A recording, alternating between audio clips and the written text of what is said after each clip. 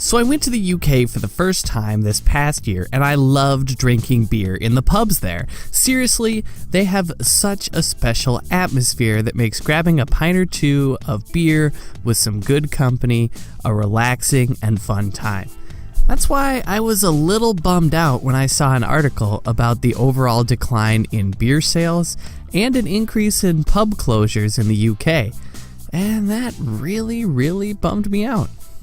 Hey, this is Ryan with Beer by the Numbers, and today we're going to go over the latest data out of the UK and speculate a little bit as to why Brits might be losing their taste for a pint of beer in the pub. Over the past summer, Brits drank about 35 million fewer pints of beer. To put that number in some perspective, that's about 280,000 fewer kegs, or more beer than the average craft brewery produces in a year. In terms of market size, that accounts to a 3.6% drop in the quarter compared to the same period over the previous year. People are likely drinking at home instead, said the British Beer and Pub Association. They warned that pubs would continue to close down across the country if action wasn't taken. They blame sky-high business rates. Their chief executive, Bridget Simmons, said, when the government was cutting or freezing the beer duty from 2013 to 2015, sales of British beer stabilized after years of steep decline. Beer has had a 39% tax rise in the past decade, with tax rates 14 times higher than they are in Germany. These levels are unsustainable. She went on to add, we need fair taxes for British beer so that the brewers and pub operators can invest in thriving pubs and take advantage of new opportunities to export more beer around the world.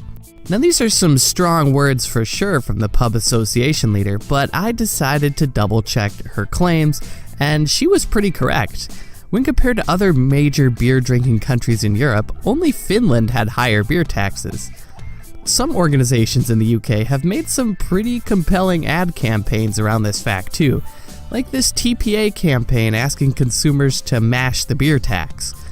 They complain that about 1/3 of the cost of every beer in the UK is some form of tax or duty. If you watched our History on Beer Taxes video, you know that the UK government has historically had some really creative ways of taxing beer, mostly by creatively taxing the ingredients used to make it. And while I'm sure taxes and increasing beer prices are certainly a factor here, I'm not convinced they're entirely to blame. Shifting tastes could certainly be contributing to the decline too. Wine sales in the UK have seen pretty steady growth over the last decade, as have spirits, and especially popular lately has been gin.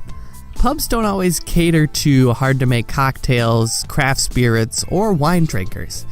This could be a pretty big factor when it comes to pub closures across the country. Also, there is an increasing segment of the population that doesn't drink at all. About 1 in 4 young people aged 16 to 24 doesn't drink in the UK. And changing demographics are also playing a major role. A researcher at Oxford found that those boroughs with fast-growing Muslim populations tend to have some of the highest concentration of pub closures and decreased rates of beer and alcohol consumption. This really isn't that surprising, as many Muslims abstain from alcohol for religious reasons, but the rate of closures has been a bit of a mystery until researchers crunched the numbers. They found that after controlling for home prices, every 1% increase in the Muslim population led to a 1% decrease in the number of pubs serving that area. Newham, where Muslims now make up about 35% of the population, has seen about half of its pubs close in the last 15 years. Now, this isn't to say that alcohol abstinence is a bad thing, but it certainly plays a role in the topic we're trying to explore today. Finally, many pubs just aren't innovating to take advantage of growing trends across the UK. In an age of technology, many only have a very limited social media presence. Most have a Facebook, but no YouTube, Instagram, or other social media accounts out there. Furthermore, more health-conscious food options and trendy non-alcoholic drinks typically aren't available at pubs. Although this wouldn't necessarily lead to more beer consumption, it could certainly mitigate the closures of pubs across the country.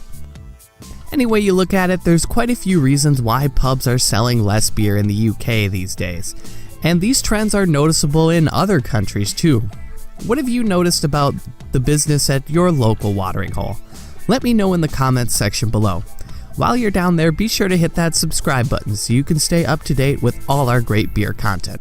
Once again, this has been Ryan with Beer by the Numbers, and I'll see you next time with another great and informative beer video.